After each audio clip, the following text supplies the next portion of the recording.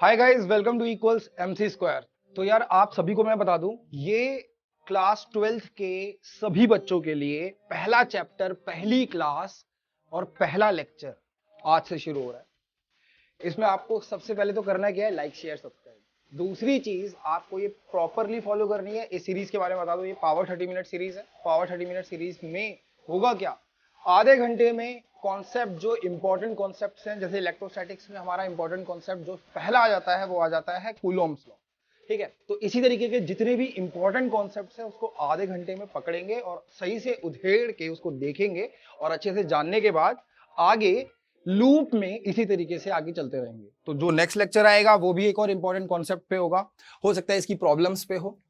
उसके अलावा अगर हर लेक्चर पे, अगर लेक्चर 1 यानी इस टॉपिक पे अगर आप लोग 500 लाइक्स आ जाते हैं, इस पर्टिकुलर टॉपिक के वेरियस रेंज के सारे सवाल, जैसे कि कूलम्स लॉ के ऊपर NCERT के सवाल, उसके बाद हमारे नीट के, जेईई मेंस के और जेईई एडवांस के, वो सारे सवाल मैं 1 घंटे के लेक्चर में हर वेरिएशन के कवर करूंगा, प्रॉपर लेबल करके कि यार ये वाला लेवल ये है, जिसका जो लेवल हो जाए उसके बाद वो जा सकता है ना।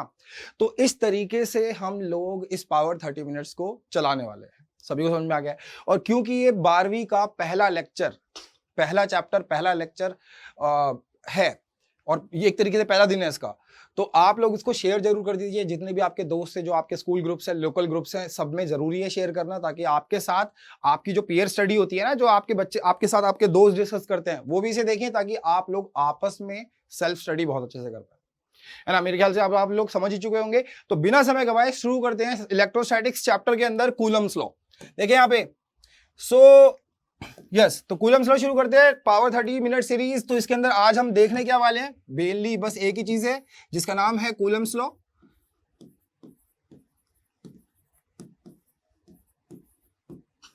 जैसा कि ये बताइए, ये चैप्टर बहुत ज्यादा सिमिलर है आपके ग्रेविटेशन चैप्टर से, जो आपने 11th में पढ़ के आए हो, है ना। बहुत बहुत ज्यादा सिमिलर है। बस वहां पे ग्रेविटेशनल फील्ड की जगह यहाँ पे हम लोगों को इलेक्ट्रिक फील्ड पढ़ देंगे।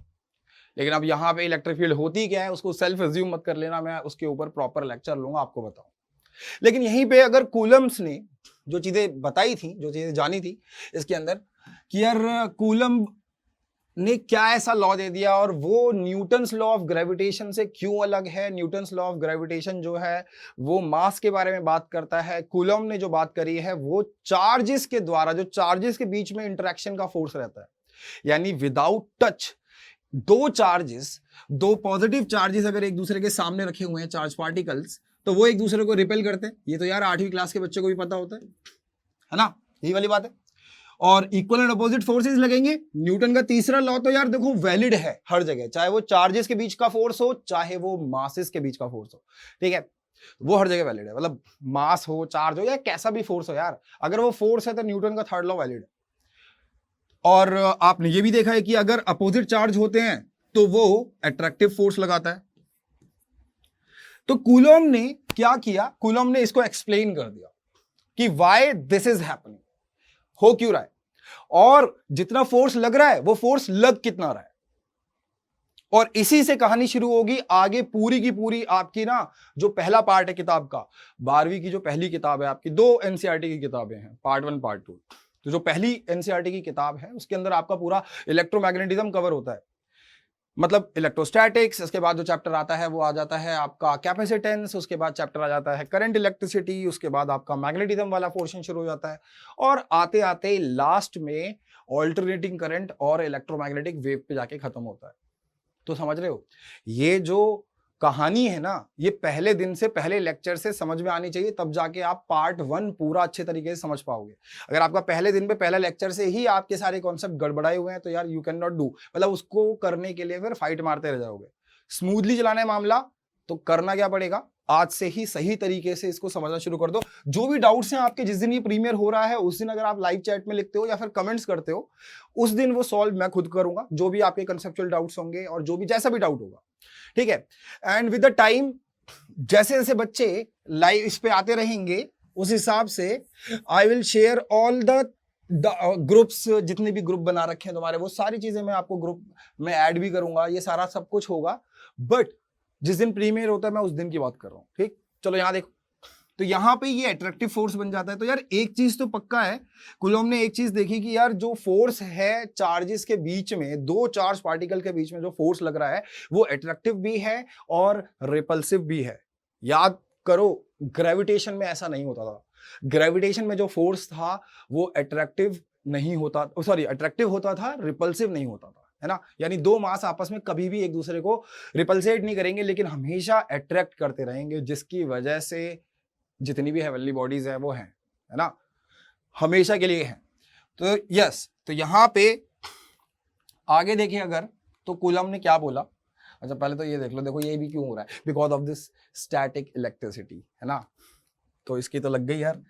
तो यहां पे कूलम ने क्या बोला, कूलम ने बोला कि अगर दो चार्ज पार्टिकल्स हैं, ठीक है, लेट्स से ये, और वो r दूरी पे रखे हुए हैं, इसका चार्ज हो गया Q1, इसका चार्ज हो गया Q2।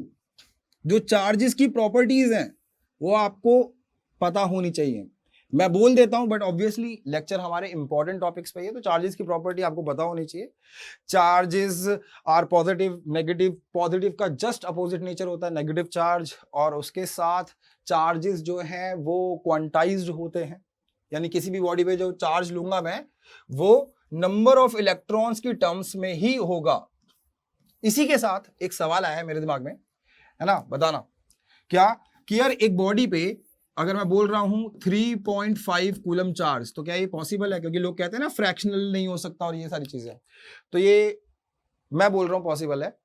आपको रीजन लिखना है कमेंट्स में कि ये पॉसिबल क्यों है, ठीक है। फ्रैक्शनल चार्ज है, तो किसी भी बॉडी पे अगर 3.5 कूलम चार्ज में डाल रहा हूं तो क्या वो पॉसिबल है? अगर है, जैसे कि मैंने बताया, तो क्यों पॉसिबल है वो लिख देना नीचे। बहुत सारे लोगों को इधर कंसेप्चुअल मिस्टेक होती है कि नहीं नहीं इंटीग्रल चार्ज ही होगा, तो वो कंसेप्चुअल मिस्टेक के लिए है, और इसको मैं कवर करूंगा नेक्स्ट लेक्चर में, इस पर्टिकुलर पॉइंट को। हाँ, तो कूलम ने बोला Q1 Q2 दो चार्जेस हैं, बीच में इनकी अगर डिस्टेंस r है और ये दोनों आपस में रिपल्सिव फोर्स लगा रहे हैं, ये क्या हो गया भाई? Force on 1 due to 2। ये क्या हो गया? Force on 2 due to 1। Simple. तो जो इनका मैग्नीट्यूड बताया गया वो बराबर बताया गया, और वो कितना बताया गया? बोला गया 1/4 epsilon not Q1 Q2 r square. r है इनके बीच की दूरी, Q1 और Q2 जो है वो चार्जेस हैं। याद रहे, अगर चार्ज नेगेटिव होता है, ठीक है, अगर चार्ज नेगेटिव होता है तो आप नेगेटिव वैल्यू लेके चलो, लेकिन फिर भी अगर फोर्स की सिर्फ वैल्यू की बात की जाए तो वहां पे नेगेटिव पॉजिटिव कुछ नहीं, क्योंकि वहां पे हम सिर्फ मैग्नीट्यूड देख रहे हैं, ठीक है। सो यहां पे अब ये क्या है सर? ये बाकी सब समझ में आ गया, ये भी चार्ज है, ये भी चार्ज है। याद है जैसे कि वहां पे क्या होता था, G ग्रेविटेशन में G m1 m2 upon r square, तो मास होता था वहां पे, यहां पे। और जो कैपिटल G था वो सदैव कांस्टेंट था।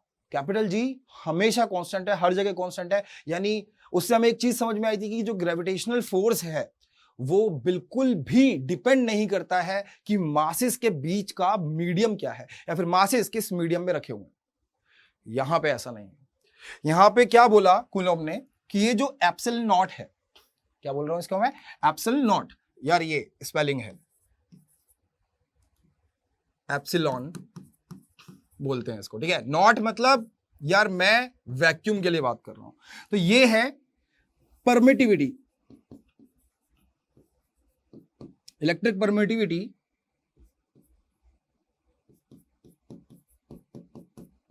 In free space. अब ये फ्री स्पेस यानी वैक्यूम की बात हो गई है यहां पे ना। तो यहां से एक और छोटा सा कॉन्सेप्ट निकल के आता है कि यार कूलॉम्स लॉ जो है, वो जो कूलॉम्स फोर्स है चार्जेस के ऊपर, वो डिपेंड करता है मीडियम पर। यानी अगर इनके बीच में मैं पानी रख दूंगा तो इनका फोर्स बदल जाएगा। इनके बीच में मैं अगर इन दोनों चार्जेस को मैं केरोसिन में डाल दूंगा तब भी इनके बीच का फोर्स बदल जाएगा, जबकि ग्रेविटेशनल फोर्स में ऐसा नहीं था। ग्रेविटेशनल फोर्स वो हमेशा सेम रहता है irrespective of medium between the masses. ये वाली बात क्लियर है कि नहीं? तो यार यहां पे जो ये परमिटिविटी होती है फ्री स्पेस की, इसकी वैल्यू क्या होती है? परमिटिविटी जो होती है फ्री स्पेस की, उसकी वैल्यू होती है 8.85 इंटू 10⁻⁻12। यूनिट आप निकाल सकते हो, क्या आएगी? Newton metre square upon coulomb का स्क्वायर। ठीक है, ये बताना मेरे को, ये बताना है आपको, है ना, कमेंट में लिख के। यस, और उसके साथ यहां पे भाई अपन लोग ना के से डिनोट करते हैं, कैपिटल के से डिनोट करते हैं इसको। तो यार ये नहीं भूलना है क्या कि इसकी वैल्यू फ्री स्पेस के लिए के की वैल्यू ये हो जाती है। तो ये आपको वैल्यूज याद रखनी है, ये वाली वैल्यू याद रखनी है और एक ये वाली वैल्यू याद रखनी है मेनली। तो यार ये याद रखोगे तो फायदे में रहोगे, है ना। तो इसकी यूनिट भी यही है, न्यूटन मीटर स्क्वायर। के की यूनिट क्या है? के की यूनिट क्या है? Newton metre square upon coulomb square. हाँ जी, ये चीज क्लियर है कि नहीं है? बताइए फटाफट से। सभी जितने भी प्राणी यहां बैठे हैं और देख रहे हैं, और जब भी देख रहे हो आप ये लेक्चर, ठीक है, तब तक आपको कमेंट जरूर कर देना, ठीक है, कमेंट जरूर कर देना, मेरे पास नोटिफिकेशन आएगी, मैं देखूंगा। यार देखो पता है क्या, आप अगर डाउट पूछो और आप अगर स्मार्ट डाउट पूछ रहे हो ना, स्मार्ट डाउट समझ रहे हो कि मतलब ऐसा कि मेरे को मजा आ जाए कि वाह वाह मेरे लड़के वाह, ठीक है, तो वो डाउट उठा के मैं उस पर एक शॉर्ट बना दूंगा और आपका नाम भी लूंगा, समझ रहे हो, ठीक है। तो इन दैट केस आपको एक स्मार्ट डाउट पूछना है कि सर ऐसा है तो ऐसा क्यों नहीं, ये है तो वो क्यों नहीं। तो वैसे तो मैं यही कोशिश कर रहा हूं कि आप लोगों का ये जो स्मार्ट डाउट वाला सीन है, मतलब इसके अंदर मैं एक पूरा शॉर्ट भी हो सकता है, मान लेते हैं कि यार 8-10 बच्चों ने कुछ ऐसे ऐसे डाउट पूछ ले जिनको मुझे ही देख के ऐसा लगा कि यार वाह बहुत अच्छी बात है, आज तक ना ऐसा डाउट मेरे से किसी बच्चे ने नहीं पूछा। तो भाई मैं तो 5-10 मिनट की वीडियो बना के आप लोगों का प्रॉपर नाम लेके आप लोगों से बिल्कुल कम्युनिकेट करके भी, ठीक है, तो और प्रॉपर नाम लेके आप लोगों की फोटो वोटो लगानी है तो वो भी बता देना, मैं उस पर वीडियो बनाऊंगा, ठीक है। मेरे को सही में बहुत इंटरेस्ट आता है यार जब बच्चा ना मेरे से डाउट पूछता है। टीचिंग में यही एक बहुत अच्छी चीज लगती है कि हर बार जब बच्चे मिलते हैं तो 99% बच्चे ना सेम ही डाउट पूछते हैं, लेकिन एक ऐसा लड़का या एक ऐसी लड़की होती है जो ऐसा डाउट पूछती है कि दिमाग खुल जाता है टीचर का भी, सच में बता रहा हूं मैं। यहां देखिए, सो यस, ये हमें रहना चाहिए। Permittivity of free space, permittivity को कैसे इमेजिन करें? एक तरीके से आप सिर्फ इसको इतना ले सकते हो कि इलेक्ट्रिक फील्ड का, इलेक्ट्रिक फोर्सेस जो हैं वो, इलेक्ट्रिक फील्ड अभी एक बार के लिए भूल जाते हैं, इलेक्ट्रिक फोर्सेस जो हैं वो वैक्यूम में, इलेक्ट्रिक फोर्स मान लो कोई तीर है, तीर समझ रहे हो, तो ढेर सारे तीर वैक्यूम में कैसे ट्रेवल कर रहे हैं, कि क्या उनको एक परमिशन से मिली हुई है, तो वैक्यूम में ज्यादा है ना, किसी भी मीडियम में कम होगी। अगर किसी भी मीडियम है, एयर वेयर है, तो वहां पे समझ लो ना तीर चल रहे हैं, तो वहां पे जो तीर हैं वो सारे के सारे तीर हवा में, पानी में और स्लो हो जाएंगे। तो इस तरीके से आप बस एक फीलिंग ले सकते हो कि परमिटिविटी का क्या मतलब है। एक्चुअल डेफिनेशन में आपको इसकी लिखवाऊंगा, ठीक है। तो एक्चुअल डेफिनेशन के अंदर बहुत सारी चीजें आ जाती हैं, आपने केमिस्ट्री में पढ़ी होगी कि कहीं ना कहीं पोलैरिटी वाली चीजें आ जाती है मीडियम की, ठीक है। तो चलें आगे, चलें, ये क्लियर है।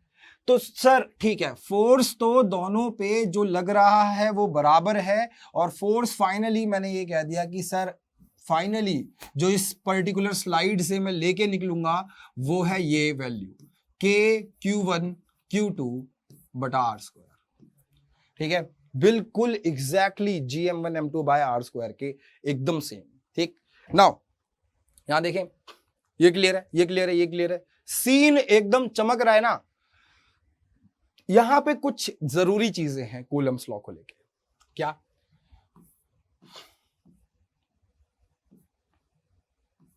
यार ये बिल्कुल हो जाता है मेरे साथ ना, कूलम्स की एकदम से स्पेलिंग भूल जाता हूं, जबकि पिछले पेज में मैंने ठीक लिखी थी। ये लो, ये यहां पे अंग्रेजी वगैरह देख लेना, यहां आ जाओ। अब ये वैलिड कब है, ये कूलम्स लॉ वैलिड कब है? है ना, न्यूटन का जो ग्रेविटेशन लॉ था वो भी वैलिड तब था जब पॉइंट चार्जेस हो। तो यहां पे कूलम्स लॉ भी वैलिड तभी है जब आपका, भाई वैलिड कब है, वैलिड ओनली व्हेन, है ना, कब, पॉइंट चार्जेस आर टेकन। तो यार ऐसा है, ये लेक्चर वेक्चर फैला दो अच्छे से, ठीक है। पहला दिन पहला लेक्चर फिजिक्स का, फिजिक्स ही तो है जिससे कभी कभी रूह कहां फूटती है। इधर ये इसको बुला लूं मैं, है ये आ नहीं रहा है, इसको मैं बुला लूं, है ना, इसकी रूह बहुत कांपती है फिजिक्स से। हाँ भाई, है तो point charges are point charges are taken. Sigma male कैसे बनोगे भाई यार, सिग्मा मेल का कॉन्सेप्ट जो है कोई बताएगा मेरे को, बता देना यार, मजेदार है बाकी, है ना। तो इसी बात पे सिग्मा मेल का एक ट्रैक हो जाए यार अभी, है ना। नाउ तो valid only when the point charges are taken. और जो ये फोर्स लगते हैं, ये जो फोर्स लगते हैं, ये फोर्सेस जो है वो लाइन जॉइनिंग द, जो फोर्स लगता है वो लगता है line joining the charges. Line joining the charges का मतलब समझ रहे हो, देखो ऐसे मान लेते हैं ये 3 चार्जेस हैं, है ना, मतलब अगर मैं 2 की भी बात करूं तो इसने इस पे लगाया तो फोर्स लगेगा इन दोनों की लाइन जॉइन में, इसने इस पे लगाया तो यहां पे लगेगा। लाइन जॉइनिंग द चार्जेस पे पॉइंट चार्जेस ले रहे हैं। सिमिलरली यहां पे अगर मैं 3 ले रहा हूं तो समझ रहे हो, इसने इस पे लगाया इधर, ये भी इस पे लगाएगा इधर, एक ये फोर्स एक ये फोर्स, है ना। इस पे बात करते हैं। तो जो फोर्स है, फोर्स हमें याद रखना है कि गुरुजी जो चार्जेस के बीच में फोर्स लग रहा है वो force will act, force will act along the line joining the charges.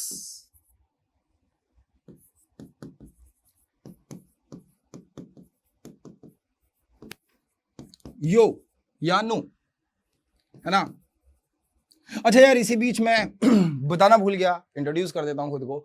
मेरा नाम है भीष्म शर्मा और मैं लास्ट 7 ईयर्स से आप लोगों को फिजिक्स पढ़ा रहा हूं, और हर सेगमेंट में, मतलब वो छोटे बच्चे हो चाहे और चाहे वो आप लोग हो, ठीक है, तो हर सेगमेंट में सीबीएस, हर बोर्ड्स को, ठीक है, सीबीएसई, आईसीएसई और जितने भी स्टेट बोर्ड्स हैं, उसके अलावा जेई, नीट, और उसके साथ साथ मतलब जब और भी जो ओलंपियाड्स होते हैं वो, और उसके साथ साथ केवीपीवाई। तो यार बहुत सारे बच्चे देखे मैंने इस पूरे समय में, और बहुत अच्छे अच्छे बच्चे भी देखे हुए हैं जिन्होंने, और ऐसे भी यार लोग देखे हुए हैं मैंने बच्चे जो मतलब जिनके जगहों पे, मतलब ऐसी ऐसी जगहों पे जाके पढ़ा है जहां पे स्कूल का नामो निशान नहीं है, मतलब स्कूल सिर्फ एक बिल्डिंग के तौर पे बस वहां मौजूद है और कुछ नहीं है। लेकिन वहां जाके भी मैंने कुछ बच्चों को पढ़ाया है, और मैं सही बताऊं, आज तक का मेरा पढ़ाया हुआ सबसे बेस्ट बच्चा ऐसी ही जगह से निकला है ना।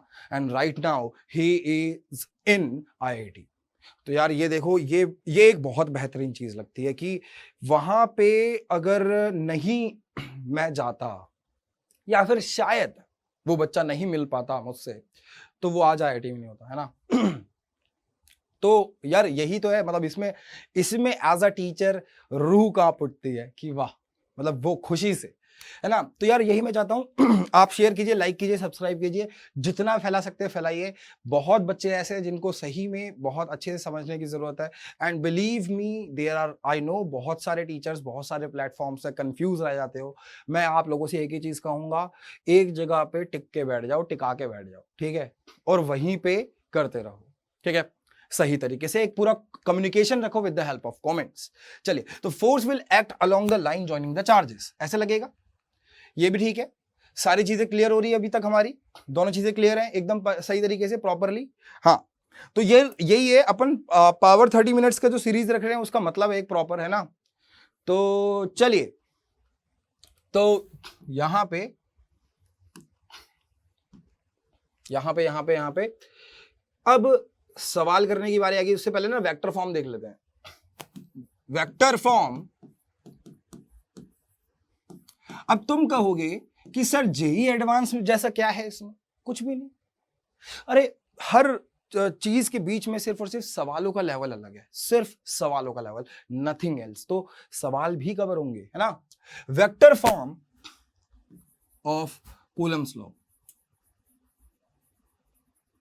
ये आ जाता है यार एक नंबर में लिखने के लिए आपके जितने भी बोर्ड्स हैं उनमें, ठीक है, कि बताओ vector form of Coulomb's law क्या होगा। अरे यार बहुत सरल है यार। एक चीज समझना, अब यहां पे मैंने दो चार्जेस ले लिए, नेगेटिव ले ले, चलो इस बार नेगेटिव ले लेते हैं, ठीक है। ये इनकी लाइन जॉइनिंग द चार्जेस हो गई, कूल। अब ये इस पे फोर्स लगाएगा इधर, ये इस पे फोर्स लगाएगा इधर, है ना। ये चार्ज 1 है और ये चार्ज 2 है, ठीक। अब ध्यान से देखना, मैं जब वेक्टर फॉर्म लिखूंगा तो मैं चार्जेस का नेगेटिव अपने साथ लेके आऊंगा, ठीक है। अच्छा ऐसे करते हैं, पहले ना मैं बता रहा हूं, अभी पहले पॉजिटिव लेके चलता हूं, फिर आपको नेगेटिव का कराऊंगा, तो आपको तब समझ में आएगा कि पॉजिटिव नेगेटिव में यार कहां कहां पे माइनस का ध्यान रखना है, ठीक है। चलो पॉजिटिव ले लेते हैं इसको अभी फिलहाल के लिए, फिर माइनस आपको समझ में आ जाएगा कि माइनस का क्या सीन है भैया, है ना।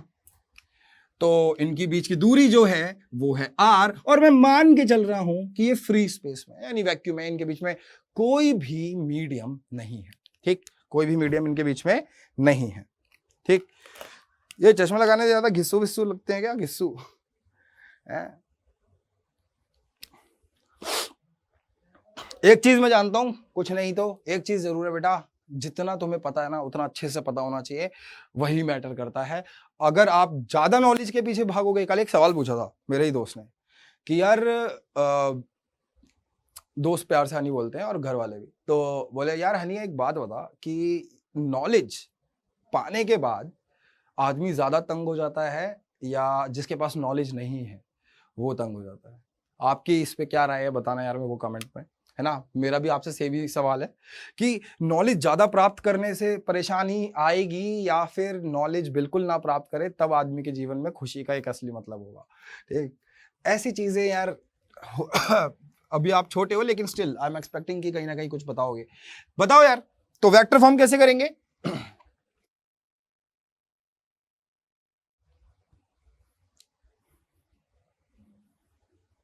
है ना, वेक्टर फॉर्म कैसे करेंगे कि ये लिखेंगे force on 1, force on 1 due to 2, 1 2 का मतलब समझ रहे हो ना, फोर्स ऑन 1 ड्यू टू 2, और ये क्या है, फोर्स ऑन 2 ड्यू टू 1, ठीक। तो मैं लिख रहा हूं force on 1 due to 2, vector form क्या होगा, ध्यान से देखो बेटा।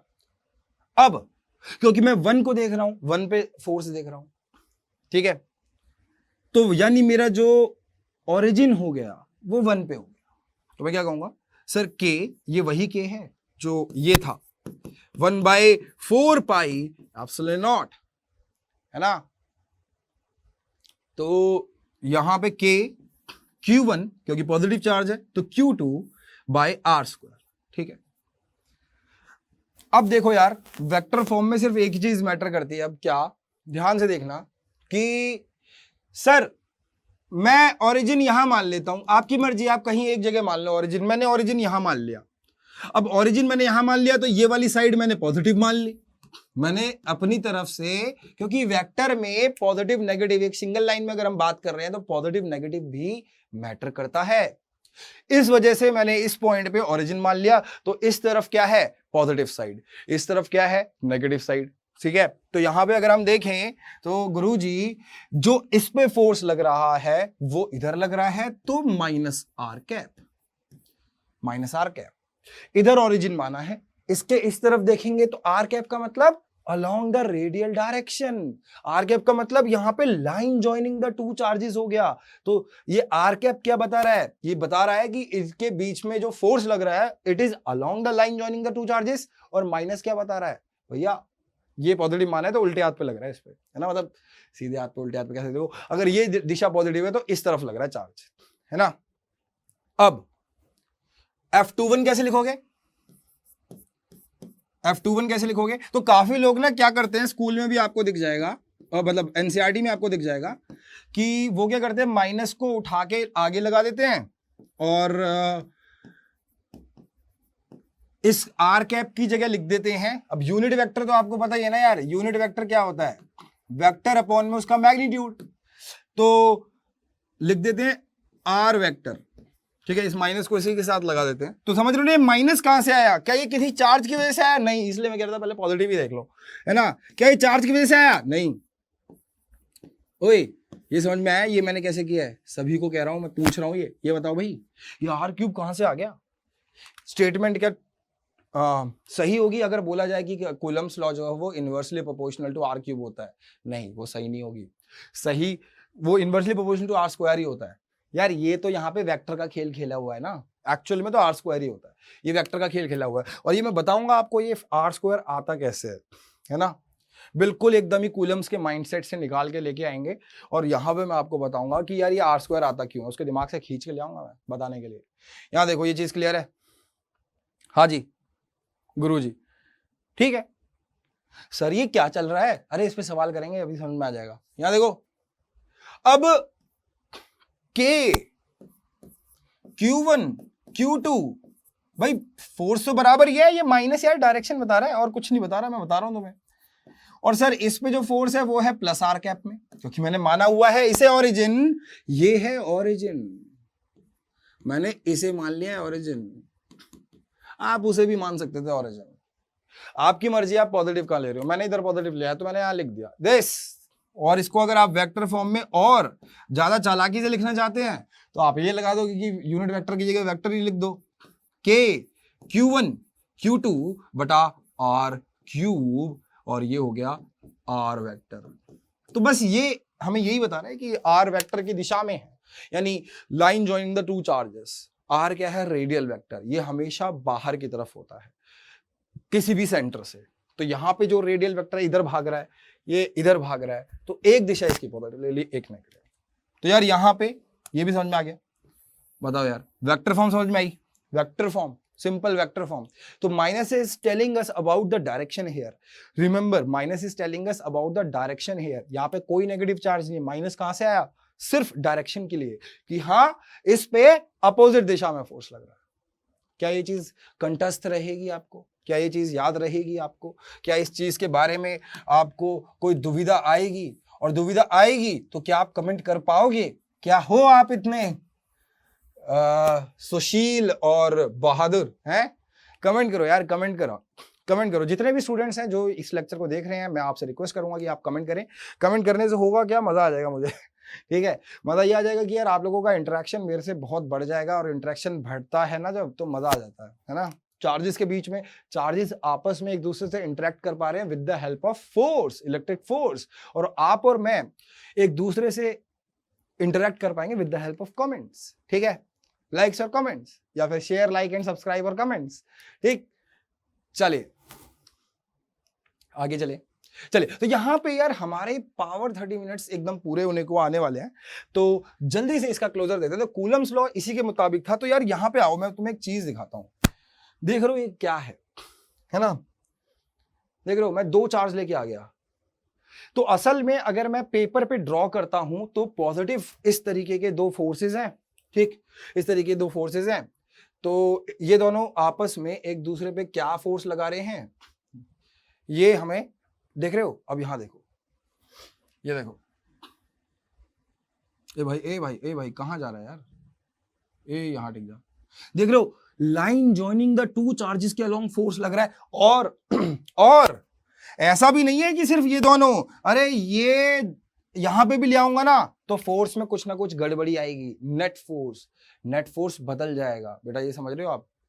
क्योंकि ये बिल्कुल इस तरीके से है कि ये दो भाई लोग हैं, ठीक है, ये आपस में एक दूसरे को इंटरेक्ट कर रहे हैं, एक दूसरे को कर रहे हैं, तो चलेगा, बात समझ में आती है। तीसरा आ जाएगा तो क्या होगा, तीसरा आ जाएगा तो क्या आएगा, तीसरा आ जाएगा तो नेट फोर्स हो जाएगा, यानी इस पे इसकी वजह से फोर्स इधर, इस पर इसकी वजह से फोर्स इधर, ऐसे हो गया, दो फोर्स बने। अब इन दोनों का जो नेट होगा वो यहां कहीं होना चाहिए बीच में, तो वो भी निकालेंगे, ठीक है, वो भी निकालेंगे, ये बताइए, ठीक है। और इवन आप देखो अगर नेगेटिव चार्ज लेके आता हूं तो ये जो एरोज हैं ये आपको किस चीज की फीलिंग दे रहे हैं, ये एरोज हमें फीलिंग दे रहे हैं रिगार्डिंग इलेक्ट्रिक फील्ड। ये क्या होती है, इसको नेक्स्ट लेक्चर में मैं जरूर बताऊंगा आप लोगों को, ठीक है। तो यहाँ पे यस, तो देखो नेगेटिव लेके आ जाने से क्या होता है, देख रहे हो, नेगेटिव लेके आ गया मैं, तो देख रहे हो अट्रैक्टिव फोर्सेस आ चुके हैं, एरोस को देख रहे हो, these arrows are behaving like a electric field. Electric field देखो क्या है, मैं अभी थोड़ा बता देता हूं। जब दो फोर्सेस आपस में इंटरैक्ट कर रहे हैं, चाहे वो रिपल्शन चल रहा हो चाहे वो अट्रैक्शन चल रहा हो, दो फोर्सेस अगर आपस में इंटरैक्ट कर रहे हैं with the help of repulsion या अट्रैक्शन, तो कूलम ने इलेक्ट्रिक फील्ड, एक ऐसी इनविजिबल फील्ड की एक कल्पना, it is hypothetical, again I am telling you, कि जो ये बताती है कि भाई पॉजिटिव चार्ज आपस में रिपेल करेंगे, और जो ये एक्सप्लेन करती है कि नेगेटिव चार्ज आपस में अट्रैक्ट करेंगे। तो ये कैसे करेंगे, क्यों करेंगे, इसकी पूरी जानकारी मैं आपको नेक्स्ट क्लास में दूंगा, ठीक है। और उसके साथ साथ कुछ सवाल भी करेंगे अपन लोग। तो यार बिल्कुल मजा आने वाला है, और इवन हम देखो यहाँ पे कुछ वोल्टेज वगैरह जैसी चीजें भी देखेंगे। तो देख रहे हो यहाँ पे एक कमाल की चीज दिखाता हूँ कि इन दोनों के बीच में अगर मैं एक स्ट्रेट लाइन पे चला पाता हूँ इसे, ठीक है, कोशिश करें, तो जो वोल्टेज है वो भी कुछ चेंज हो रहा है, कुछ बराबर रहेगा, इसको आके देखेंगे। मतलब यार मजेदार चीज है, मैं ये कह रहा हूँ, ये जो यहाँ पे मैंने ये लेके आया हूँ ना, इसमें मेरे को बड़ा मजा आ रहा है। ये लो चारे, और लगाएं, क्या क्या होता है, और लगाएं, कुछ भी कर सकते हैं ना। तो ठीक है, वी विल, देखो यहाँ पे ये इलेक्ट्रिक फील्ड की डायरेक्शन बता रहा है कि यहाँ पे ये इधर होगी सर, यहाँ पे ये इधर होगी, इधर होगी। तो ये देख रहे हो चार्ज से इलेक्ट्रिक फील्ड की डायरेक्शन कैसे पता चल रही है। और यहाँ पे देखो नेगेटिव चार्ज है, तो यस, तो दीज की भाई किस तरीके से डायरेक्शन आएगी, देख रहे हो, ये नेगेटिव के पास लाके यहाँ पे एक नेगेटिव वैल्यू आ रही, क्या है क्या नहीं है सीन, ये सब हम देखेंगे, ठीक है। मतलब अच्छी है, खेलने में मजा आ रहा है इसलिए कर रहा था। चलिए तो मिलते हैं, काफी कुछ है आप लोगों के लिए यार इस पूरी लेक्चर सीरीज में, पावर लेक्चर सीरीज में। आई विल बी होपिंग कि आप मैक्सिममली इसे शेयर करोगे, मैक्सिममली इसको सब्सक्राइब भी करवाओगे, अपने दोस्तों से भी करवाओगे, और yes that will actually motivate me, because अगर एक बच्चा भी सब्सक्राइब करता है तो मुझे वो नंबर बढ़ता हुआ नहीं दिखता, मुझे दिखता है कि मेरे सामने एक और बच्चा आके बैठ गया, तो that will actually motivate me to bring some more interactive and more useful content to you। तो इसी बात पे आज का पावर 30 मिनट्स खत्म करते हैं। आई होप आपको अभी तक इतना बिल्कुल क्लियर होना चाहिए जितना मैंने बताया है, वेक्टर फॉर्म क्या होती है, इनके बीच में फोर्सेस क्या लगते हैं, और अगर आपको ऐसा है कि सर दो चार्जेस मैंने ले लिए तो इनके बीच में फोर्स कैसे निकालूंगा, तो आप बिल्कुल ये वाला सवाल ट्राई कर सकते हैं। मैंने आपको कह दिया ये 3 कूलम है, और मैंने आपको कह दिया कि ये है हमारा 5 कूलम, और ये दोनों जो रखे हुए हैं, ये रखे हुए हैं 4 मीटर पर, इनके बीच में वैक्यूम है, तो इस पे इन दोनों का जो फोर्स क्या होगा। और हम सुपरपोजिशन ऑफ फोर्सेस की भी बात करेंगे, सुपरपोजिशन प्रिंसिपल की भी बात करेंगे नेक्स्ट क्लासेस में, आगे आने वाली सभी क्लासेस में। तो how will you be doing these kind of question, simple वाले कैसे करोगे यार, आप सिंपली k की जगह वैल्यू लिखोगे 10⁹, ये आप q1 की जगह वैल्यू रखोगे q की, आप Q2 की जगह वैल्यू रखोगे, और अपॉन में इनकी जो वैल्यूज हैं, इनके बीच के डिस्टेंस की, उसकी वैल्यू रखोगे, जो आएगा ये न्यूटन में आएगा। आज की क्लास काफी सिंपल थी, लेकिन बेसिकली हमें कूलम्स लॉ के बारे में बात करनी थी, तो वो हमने की। और कूलम्स लॉ मटेरियल पे डिपेंड करता, मीडियम पे डिपेंड करता है ना, मीडियम डिपेंडेंट फोर्स है, मीडियम पे चेंज होगा। तो हम नेक्स्ट क्लास में, नेक्स्ट लेक्चर में मीडियम की बातें भी करेंगे। मीडियम डिपेंडेंट फोर्स है, बहुत इंपॉर्टेंट लाइन है ये, यो या नो। तो यस, मिलते हैं यार नेक्स्ट क्लास में, और जानेंगे कि Coulomb's law medium dependent force है तो किस तरीके से मीडियम में फोर्स बढ़ता है या घटता है दो चार्जेस के बीच में, वो भी जानेंगे। आशा करता हूं कि आपको ये क्लास समझ में आई होगी। अगर आपको इस क्लास ने कहीं पे भी हेल्प करी है तो यार प्लीज कमेंट में बिल्कुल मुझे बताएं, और आप लोगों ने शेयर कर दिया है ना अगर, तो वो भी मुझे कमेंट में जरूर बता दें। मिलते हैं नेक्स्ट लेक्चर में, till then take care and thank you. And again E=mc² पे सिर्फ पढ़ाई के अलावा बहुत सारी चीजें कवर करते हैं, शॉर्ट्स देखना मत भूलिए। Thank you.